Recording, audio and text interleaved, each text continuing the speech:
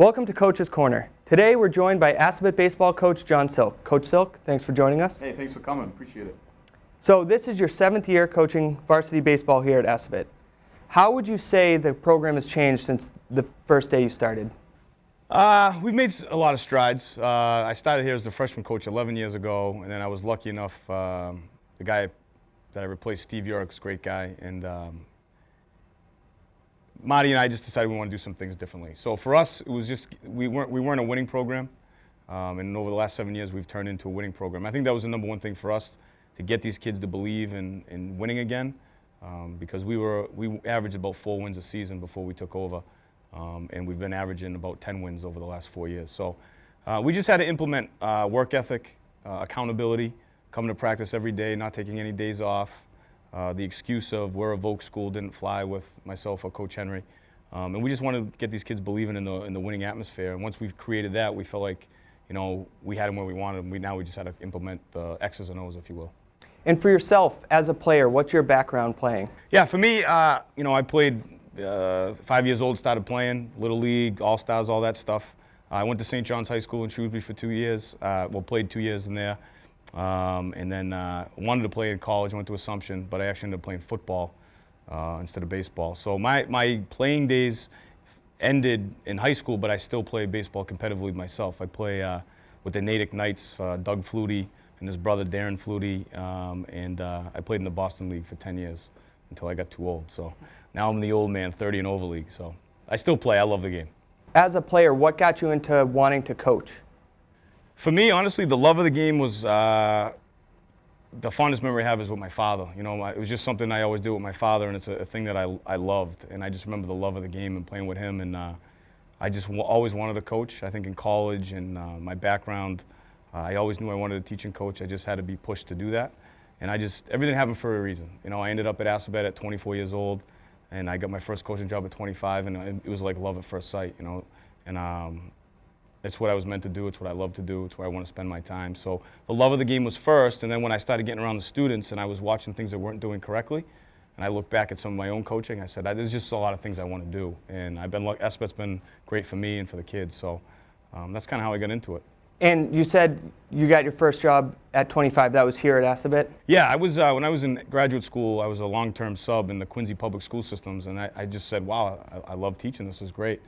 And then journalism was where I was headed. And long story short, I lived in Florida, came home, and I interviewed at Assabet, and I have never left. So my first full-time coaching job and first-time teaching job was here at Assabet, and I haven't left, and I don't think I'll ever leave. And how does being a teacher and a coach at the same school help or hurt the team? Well, for me, I don't know any better, but I have friends of mine who coach other places and teach other places, and the struggles that they have, I don't have. So I think being a face in the school, having the kids in the classroom, keeping them accountable makes it easier for me. So they can always come in and talk to me if they need anything, and I can find the kids if I need to. I think coaching and working in the school definitely has its benefits over not working in the school. So it's been a smooth transition. That's the way I like it. I've been fortunate enough to work for 2 other coaches who have very successful programs, which was Coach McCann with football and Coach Ferrer, who you've met in basketball. So I've taken a lot of ideas from other coaches, but you know, I kind of have my own ideas and kind of formulated it into where we're at now, which is you know, a top 4 program in Central Mass, and that's pretty cool. You mentioned the top 4 programs. So in the past few years, can you talk about how you've made the Final Four? I mean, it's no secret. Any coach who will tell you it's all about coaching is lying. You have to have talent, but that talent has to buy into what you're doing. And I was very fortunate, and as a program, we've had some really good players come through for us the last couple of years. Corey McNair, who now plays at Anna Maria College.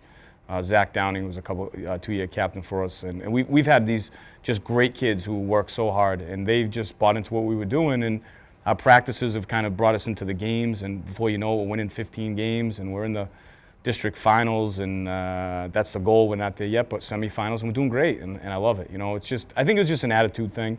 We're very serious coaches. We don't joke around as much as maybe parents would like us to or kids would like us to, but we just believe in, you know, we got a little chip on our shoulder about being a vocational school, to be quite honest, and we want to show these comprehensive high schools that we can compete with them. And we don't have a feeder program, so as soon as we get these kids freshman year, we got to grab them right away, and this is the way we want to do it. And you know, hopefully this will be the 3rd year in a row we qualify for districts. That's the goal anyways. So you mentioned the chip on your shoulder for being a Voc school. Can you talk about that, how you don't have just kids from playing Marlboro youth baseball just thinking, I'm going to play at Marlboro High, and you have to take really kids from all over the area and create a team? I mean, that's the challenge. I mean, we sit down as coaches every year and we basically say, let's open up the box and see what we get, because we have no contact with these kids until they get here.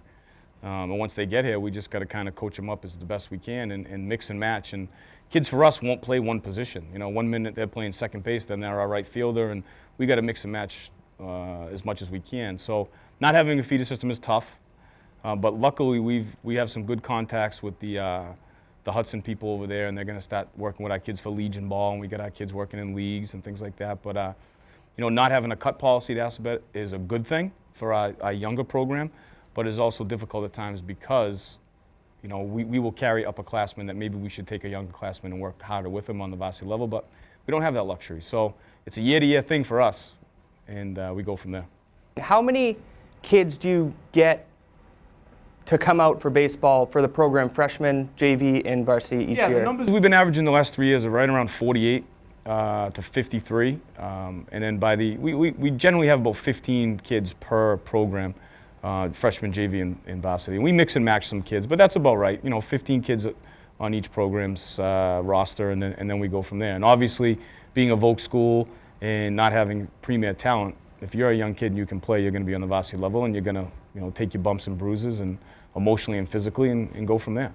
But it's a lot of fun. It's a great place to work. It's a great place to coach, and the kids are great kids. So no complaints over here. You've been watching Coach's Corner on WMCT TV.